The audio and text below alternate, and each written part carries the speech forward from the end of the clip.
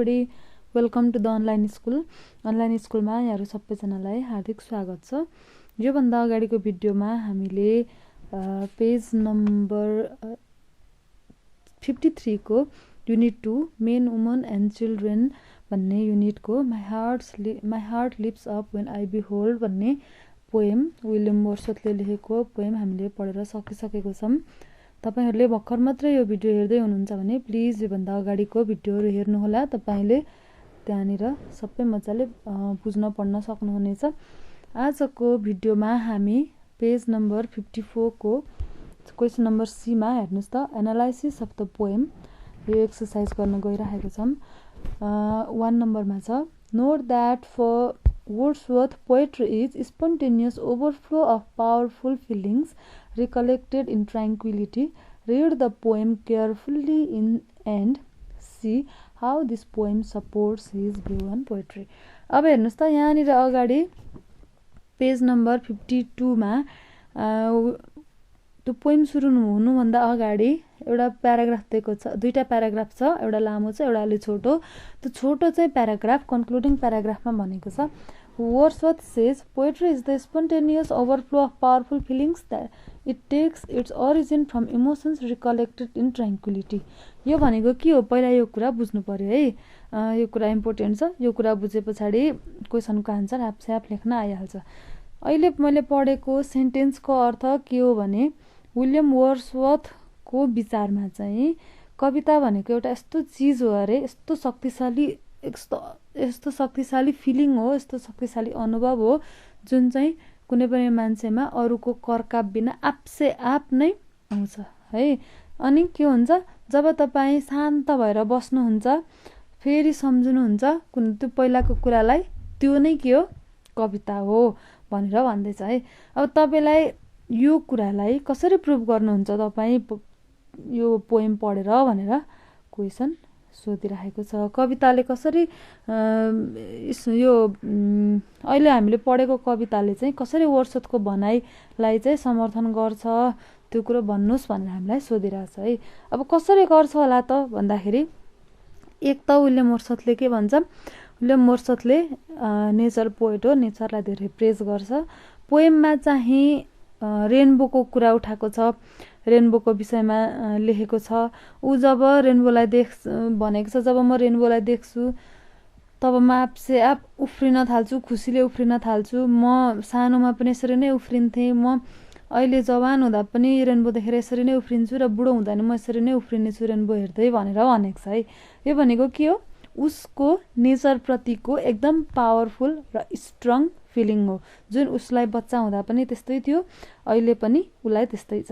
उसले के गरेको छ आफ्नो पास्टको इमोसनहरुलाई रिकलेक्ट गरेको छ र अहिले त्यो चाहिँ उसले आफ्नो बचपनदेखिको अहिलेसम्मको सबै फिलिङहरु इमोसनहरुलाई चाहिँ उसले स्ट्रङली पोएममा चाहिँ समेटेर लेखेको छ भनेपछि उसले यो जुन सेन्टेन्समा भनेको उसको कुरा र पोएमको कुरा मिल्यो है।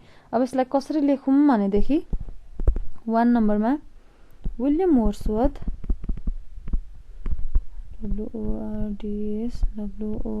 WORDS himself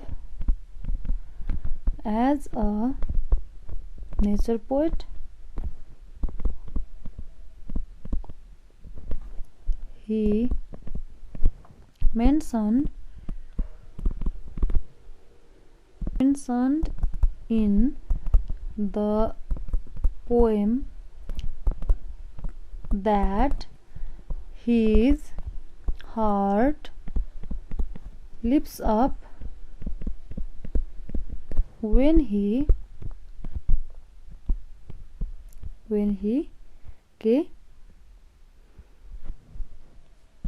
behold rainbow in the sky है। He used to feel same thing when he was a child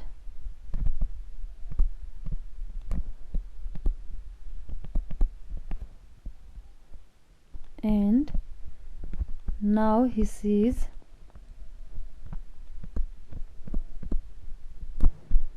the same rainbow in the sky.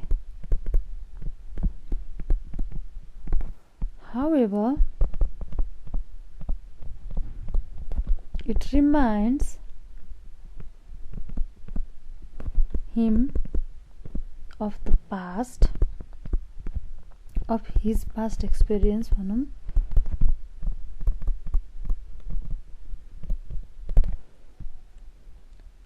This is how he recollects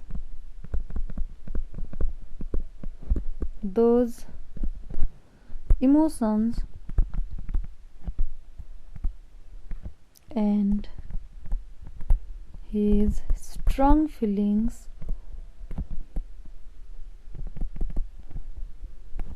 and writes the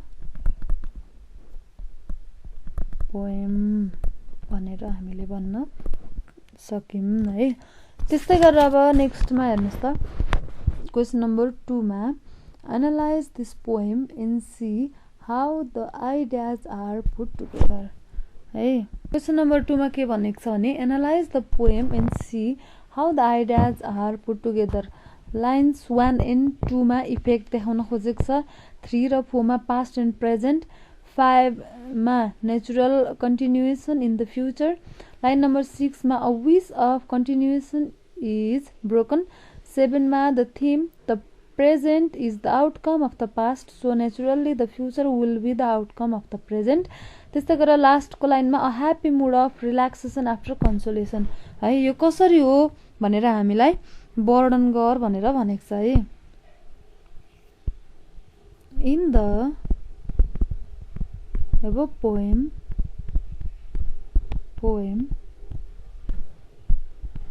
in line number in line कतिमा 1 and 2 the poet tries to show the effect of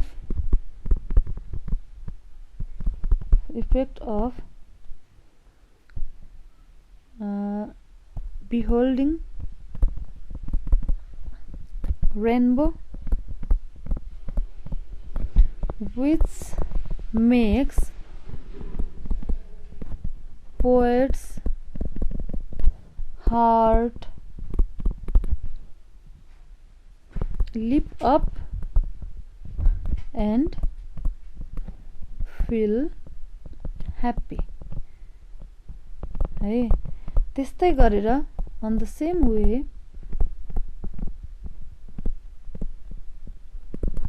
in line 3 and 4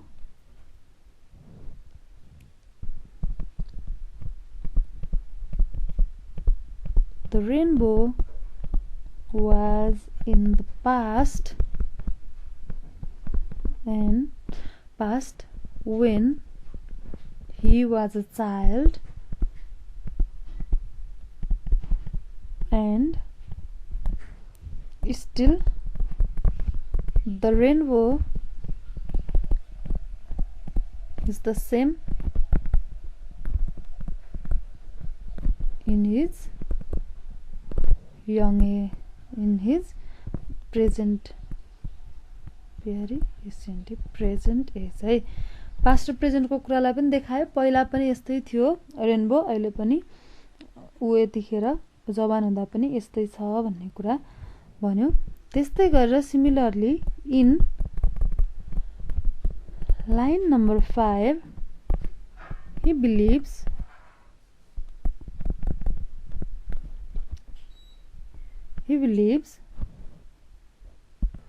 rainbow will remain the same till his old age, है। अनि in the line number 6, poet wants to die if the rainbow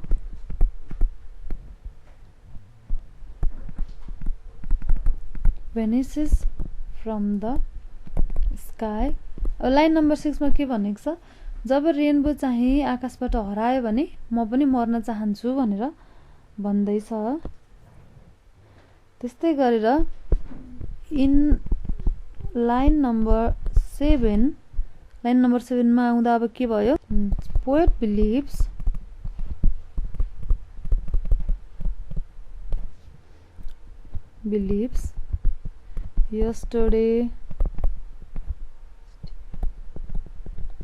yesterday's child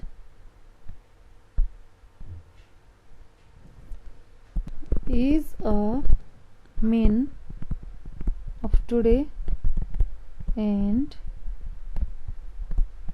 today's child will be the man of tomorrow।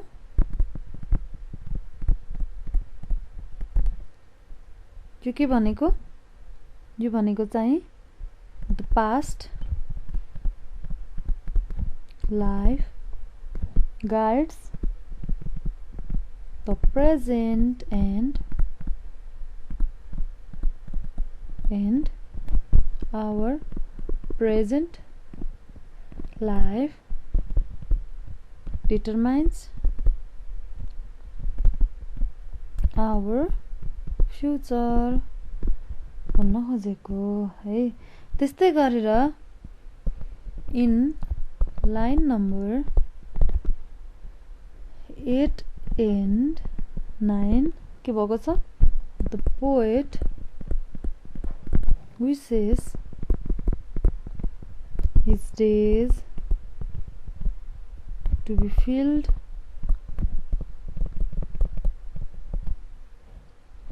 with natural beauty forever and feels happy to keep the same relation with the beautiful nature है। यसरी line नम्बरलाई individually हामीले interpret गरौँ है। त्यस्तै गरेर अब question number 3 मा हेर्नुस् त। क्वेसन नम्बर 3 मा के भनेको छ भने examine the poet's use of the present tense, the past tense and the future tense in the poem. पोएटले यो छोटो पोएममा प्रेजेन्ट, पास्ट र फ्युचर तीनटै टेन्सलाई युज गरेको छ अरे। उसले त्यसरी तीनटै टेन्सलाई तीनटै कालमा यो कविता लेख्नुको उद्देश्य के हो भनेर सोध्दैछ है। अब के होला त, गेस गर्नुस् त। उसले आफू पहिला बच्चा हुँदाखेरिको कुरा गरेको छ, त्यो पास्ट टेन्सको कुरा भयो। ऊ अहिले वर्तमानमा यो युवा हुँदाखेरिको कुरा गरेको छ, त्यो प्रेजेन्ट भयो। र पछिसम्म पनि रेनबो रहिरहनेछ भन्ने कुरा गरेको छ, त्यो चाहिँ के हो, फ्युचर टेन्स हो। प्रकृति र मान्छे दुईटै समय अनुसार चल्ने भएको हुनाले मान्छेको लाइफ बच्चादेखि बुढो हुन्जेलसम्म समय सँगसँगै परिवर्तन हुने भएको हुनाले गर्दाखेरि यसरी कविले तीनटै कालको प्रयोग गरेको हो भनेर चाहिँ हामीले लेख्नु पर्यो है। अब यसलाई कसरी लेख्ने त भन्दाखेरि in the poem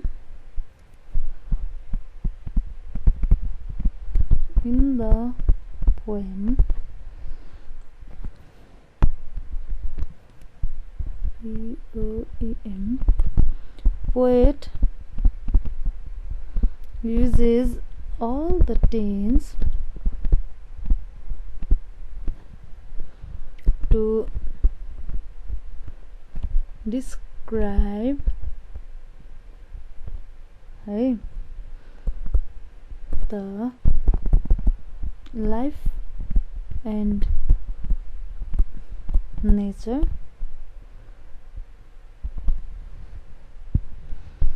here he uses the past tense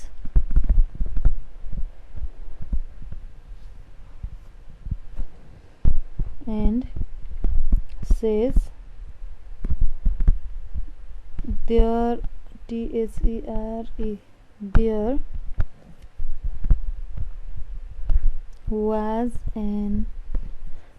there was a rainbow in the sky when he was a child है त्यस्तै गरेर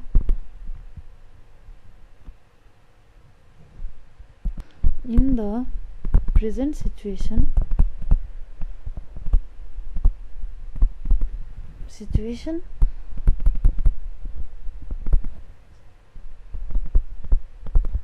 the rainbow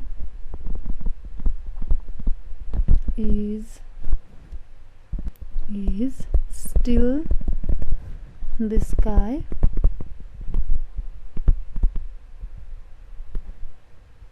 as well as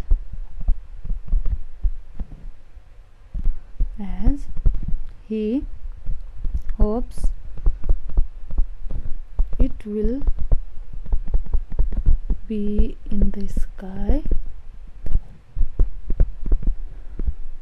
in the future too है यो हुनाले गर्दाखेरि however life is so much related to nature and it runs with time भन्ने कुरा चाहिँ हामीले पत्ता लगायौं है त्यस्तै गरेर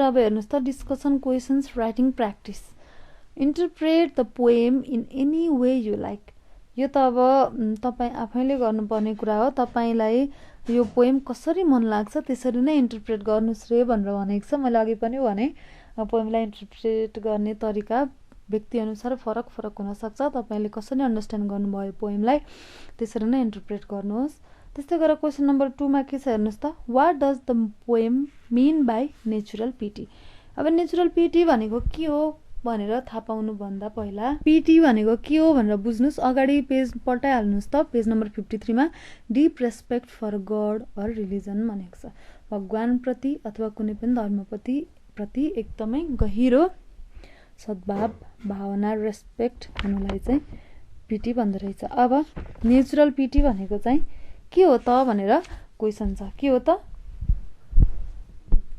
क्वेशन नम्बर 2 मा natural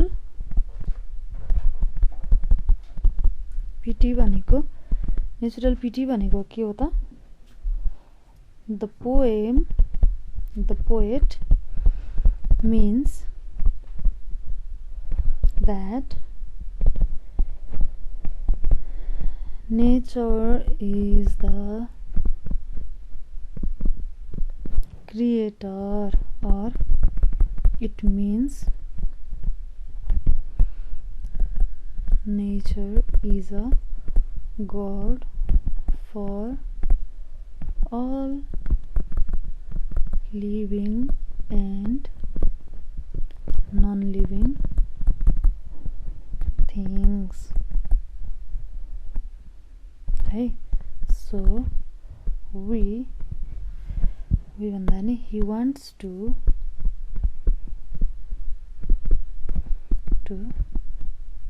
respect the nature from the